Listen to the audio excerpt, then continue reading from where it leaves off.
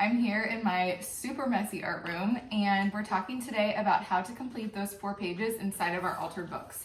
So you might recall from Monday, I showed you how to make an altered book. For those of you who don't have your book at home, use 3 pieces of cardboard or anything that you have around the house, cut them into uniform rectangles, 1 page in the middle, front cover, back cover. Today we're going to be completing those pages that are in the middle, so those 4 pages. You might not get this done today, but make sure that you complete it over the next several days so that on Monday you're putting the finishing touches, photographing that, and getting that turned in. Okay, so here's what I would do first. You're going to travel your houses and gather supplies. Some of you have like a go-to art space where you have paints and you've got, I've got like this big container of pens and pencils and paintbrushes and stuff, but some of us don't have any art supplies at all. So here's what I would do for those of you, actually this would go for anyone, but especially those of you who are having trouble finding art supplies. I went around my house and I grabbed the aluminum foil. We have parchment paper. I grabbed toothpicks.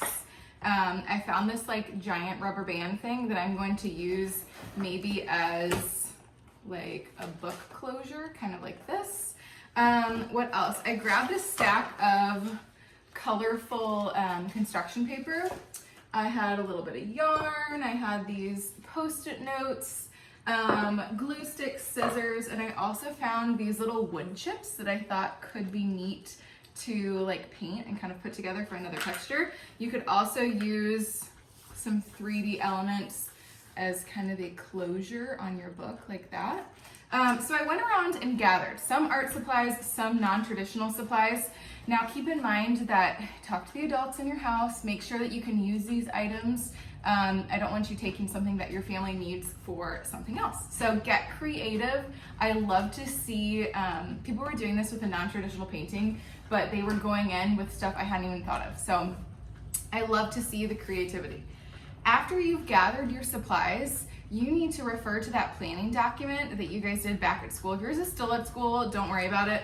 But maybe jot out what you want to put on each page. If you're doing a person, I'm like out of breath. If your book is based on a person, maybe you want like biographical information on the first page, and you plan it out from there. After you've done planning, you have those hand-drawn images that you've been creating over the past several weeks. You've got some from school. Maybe you're printing pictures out today, but I would make sure that those images have some sort of a frame around them. This is like the most random picture, but I just used colored paper behind this one, and then I would take my scissors, obviously cut that picture out, and it just makes it pop away from the page a little bit more. Think of like if you're making a poster board or something for a project, always looks nicer when your pictures have a frame. Now say you don't have any construction paper, but you do have foil. You could attach your pictures to a piece of foil. You could even do this if you've got colored paper, and it creates a really neat kind of metallic frame around your pictures. So that's something that you can do. There are all sorts of creative altered book techniques and ideas in that presentation that's posted on Canvas. So make sure that you check that out. I'm just gonna show you a few. So if you've got your actual book, you could work on some of these techniques. So this is like a little mini page. I went ahead and made a frame right here. I've got a big collage page here. So any of these altered book techniques listed in that presentation, you can do that. You could, come up with your own ideas, which is great too. Now, one thing I'll say before I sign off here is that we haven't been having like full class participation. What I mean by that is I can see, I don't know if you guys know this, but on Canvas, I can see all of your activity. So I can see who's logging into videos, who's turning things in, who's not, what you're doing on Canvas, what you're clicking on. And a lot of us aren't doing like the full lesson. So make sure that each day you're watching the videos, you are clicking on those links and things that I'm posting, because that'll answer a lot of the questions that you guys might have. I'm getting a lot of the same question of what do I do if I don't have my book?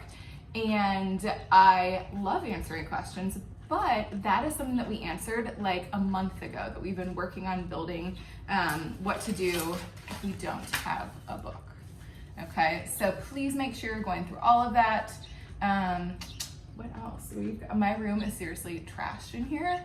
I was gonna flip it around and show you. Let me see if I can show you I've got my little cat sitting here. What else? So we've got a Zoom call if you're interested, if you've got questions at 10:30 today.